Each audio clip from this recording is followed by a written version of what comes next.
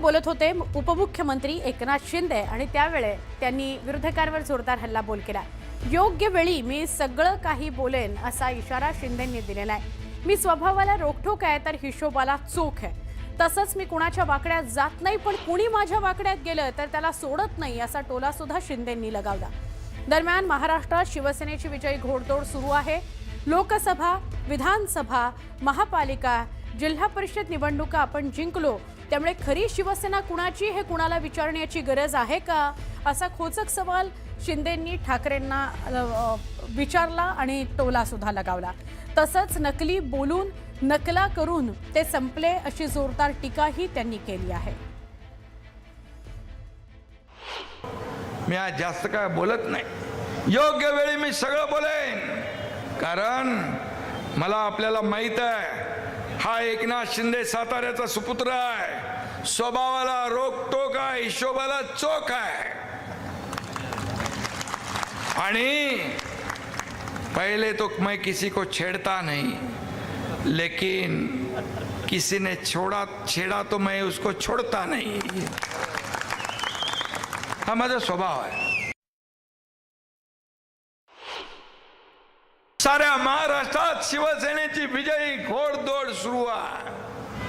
आपण लोकसभा जिंकलो, विधानसभा जिंकलो, महापालिका जिंकलो, नगरपालिका जिंकलो, जिल्हा परिषद जिंकलो। शिवसेना 2 नंबरचा पक्ष महाराष्ट्रामध्ये स्थापित झाला।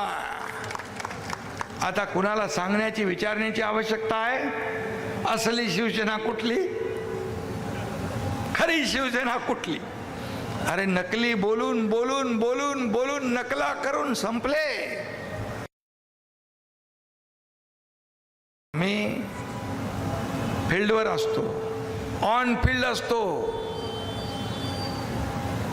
ॲट होम नसतो।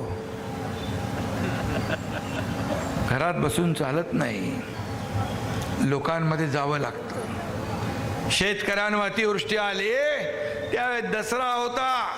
मी सांगितलं सगळ्यांना, मराठवाडा विदर्भातल्या लोकांना, कार्यकर्त्यांना, दसऱ्याला मुंबईला येऊ नका, तुम्ही तुमच्या ठिकाणी लोकांचा दसरा चांगला कसा होईल ते करा।